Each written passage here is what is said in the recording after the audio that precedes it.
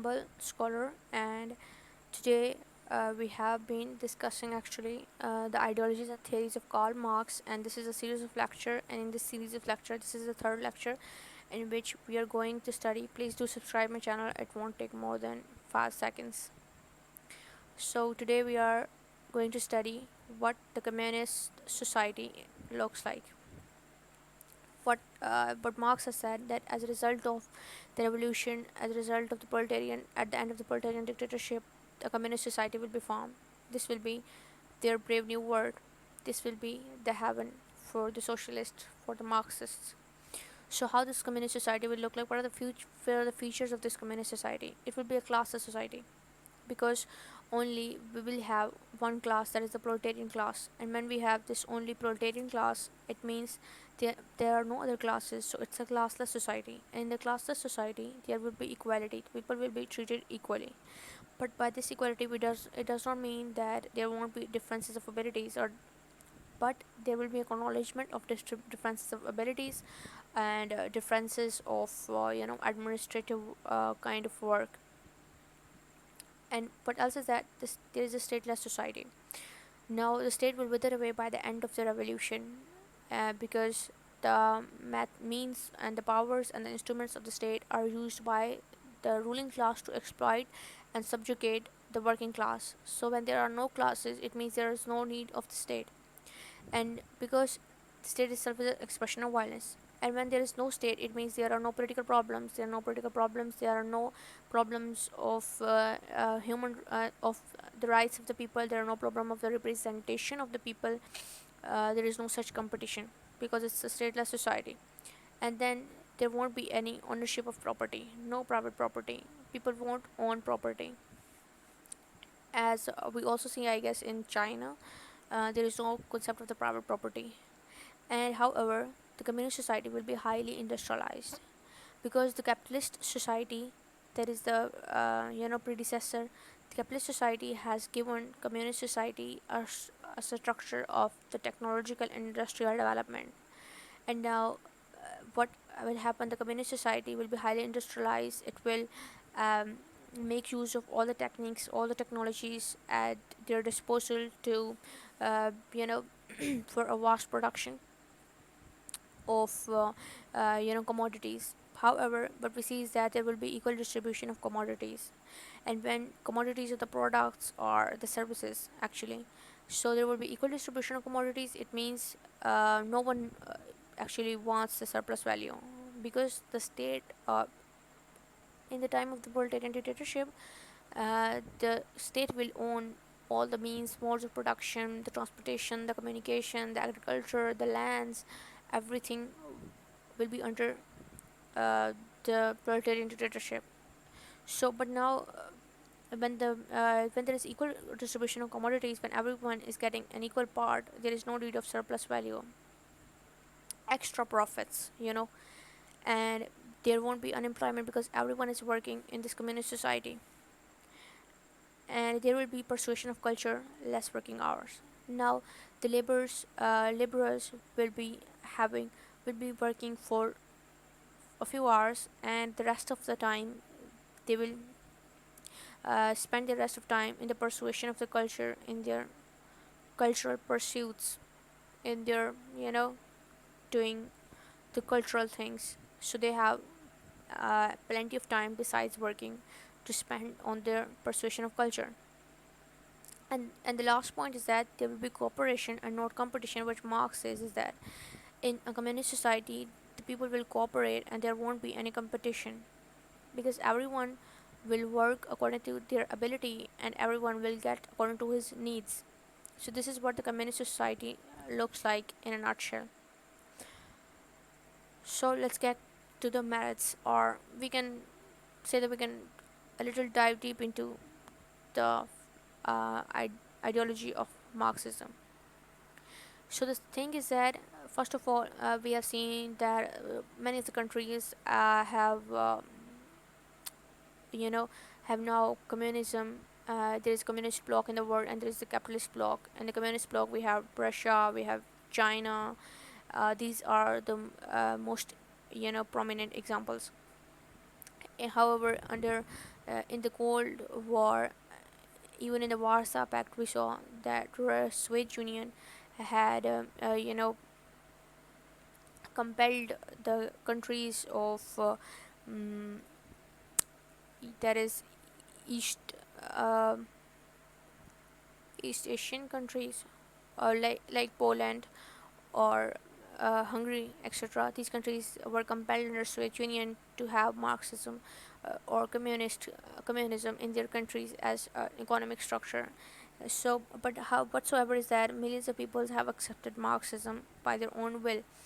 Now, Marxism has been famous and it has its merits. And what is that? Is no Marxist can be religious in true sense. Now, what the statement implies is that because in Marxism, the Marx said that the superstructure in this religion is actually uh, the component of the superstructure, and in superstructure, as we have discussed earlier, or maybe some of the people who have not seen the previous lecture, this is the superstructure. This is actually the superstructure. Law, government, culture, values, art, religion, all these forms the superstructure. So Marx says that the ruling class forms the superstructure, shapes the superstructure, how the superstructure should be. So the capitalist class actually makes the subjugated class or the working class believe that all these miseries, this exploitation, is just in this word, and they exploit.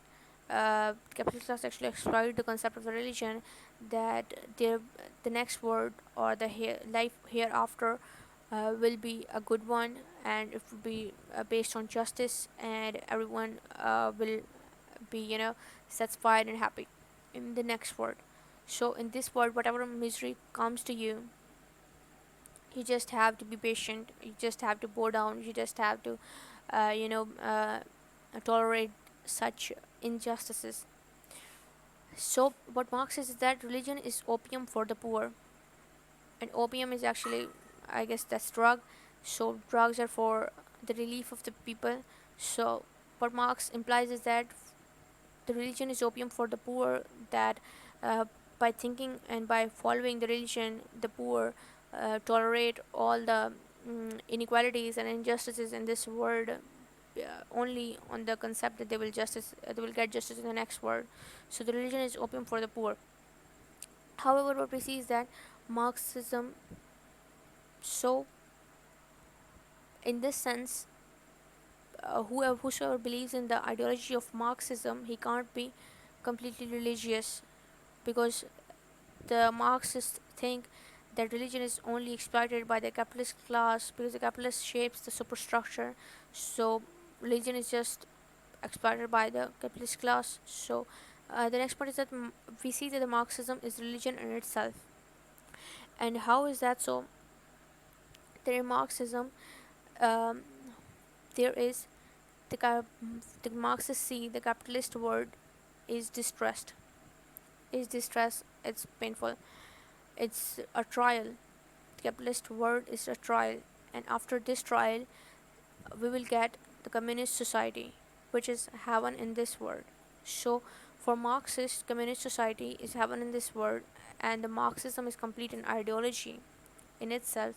So, it's we can say that the Marxism is actually the religion, because the communist utopia says that after the proletarian dictatorship, they will have the communist heaven, and the capitalist world represents this distrust of this world, which gives way to the proletarian dictatorship. So all of those are saved who follow the masters, and the paradise may be achieved in this world, and that is the paradise is actually the communist society. Now, Marxism also appeals to Democrats, and it's better than democracy. Democracy is a political ideology.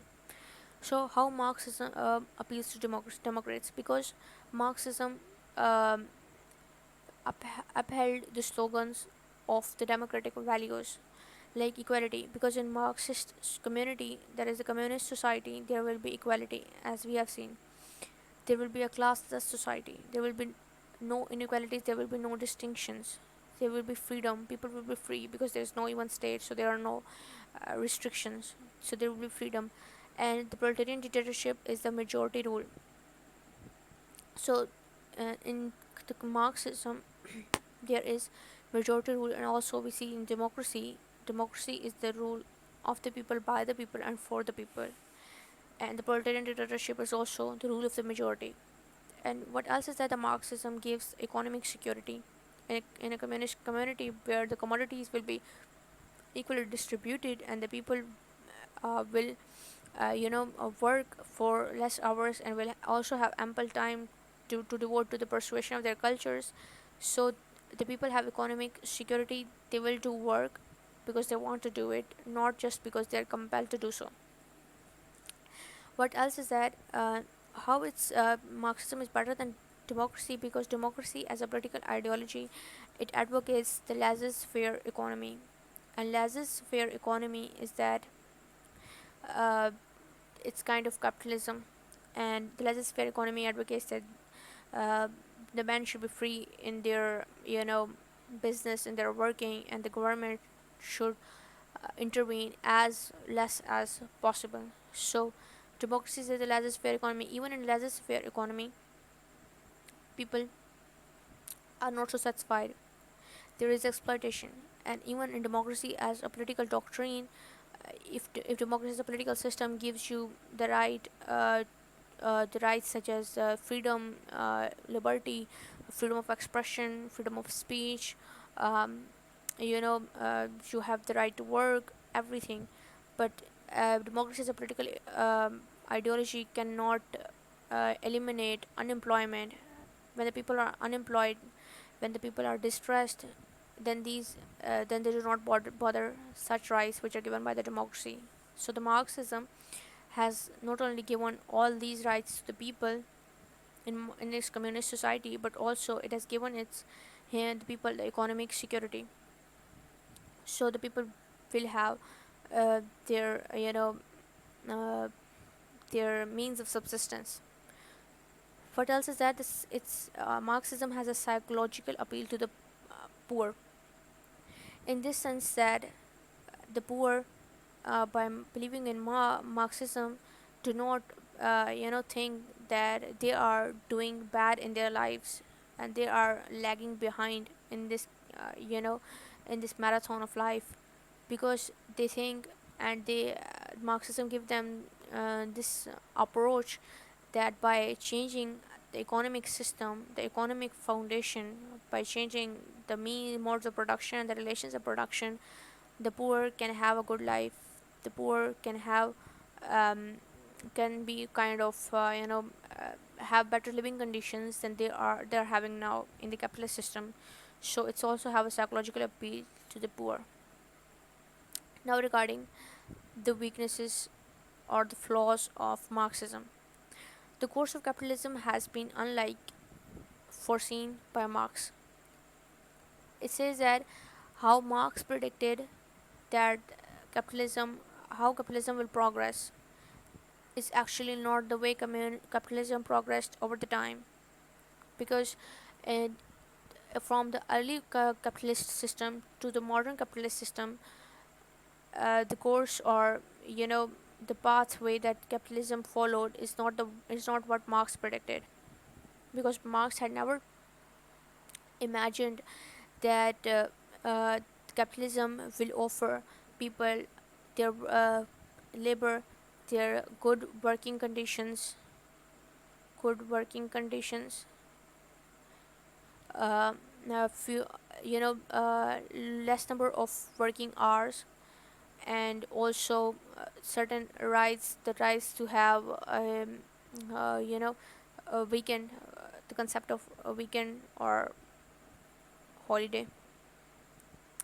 And also what else, there have been rights for the good working conditions, less number, and there yes, the concept of the minimum wage that has been given over time because of the laws that have been passed in favor of the labor class, and the rights of the labor class have been given to them.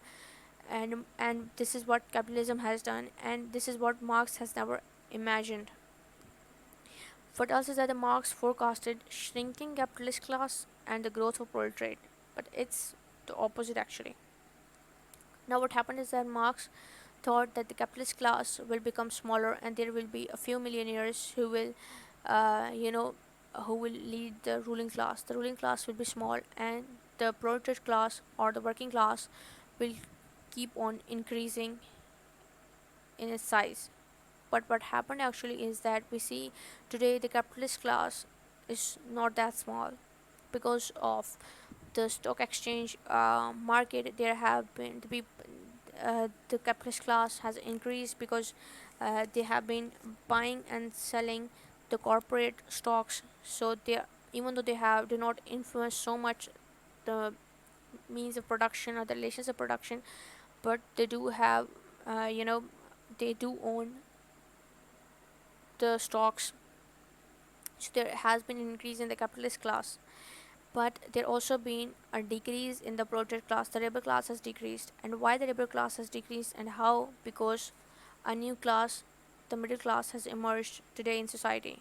We see that there are now upper class, there is middle class, and there is lower class. Now the lower class is actually the proletariat class, the labor class, and the middle class are the professional people. They are the white collar people. They are having jobs, they are having good skills because of the industrial developments. So now, because of the middle class, there have been less class consciousness. Because Marx has predicted that because of the growth of the proletariat class will be big and they will be exploited at the hands of the capitalist class. And at the end of the day, the proletariat class will um, generate a class consciousness, a consciousness that an acknowledgement that they are one class that's being exploited by another class. But what happened is that a middle class has arisen in society, and which led to the less class consciousness because the proletariat class has decreased in its number. The rise of the organized labor to political power. Now, Marx has imagined that the labor class or the proletariat class will be active politically. There will be a time, but that will be before the time the proletarian dictatorship. Only then uh, the proletarian class or the proletarian or the labor class will have political awareness. They will mobilize themselves politically, and they will later form the proletarian dictatorship, the government of the proletariat class or the working class. However, what we saw over the period of time that the labor class has organized itself politically. Even in now, today we see that there is a Labour Party in England, and we see during the period of from the early 1930s to actually 1950s, uh, how Labour has been able to get their rights in USA, and we see that legislation has been Liberal class has used legislation in their favor and have been possible and has been possible to get the laws passed in their favor that has been favorable to them, like minimum wage, good working conditions, or less hours of working, or a holiday. All these things have been possible through legislation, and the rights of the labor class have been acknowledged. So this is what Marx has never predicted. And then we have see the no Marx has said that the no society can supplant other until the present society or the economic structure has used all of this potential. It means that in order to have a revolution, the present system, for example capitalist system, should generate the maximum surplus value. They should use every technique, every kind of technology to produce the commodities in the larger scale, and to make they should exploit the labor to its maximum. So the society should leave no stone unturned in their effort to generate the maximum production. Only then there will be a social revolution, and the social revolution will lead to from transition and a revolution from, say, capitalism to communism. But what we actually saw is that in communism came in power in China and in Russia. Now, in Russia, it was 1917, if I'm not wrong, by Lenin. The revolution in Russia came when Russia was not very much industrially developed, when such stage which was explained by Marx has not been achieved. And even in China, when the revolution came, communism overpowered. It China was majorly an agriculture country. So this condition of Marxism was not even fulfilled. The prediction and of Marx was not even fulfilled when communism came into power in China and Russia, because they have not yet developed complete industrial power. They have not yet gone to the peak of capitalism.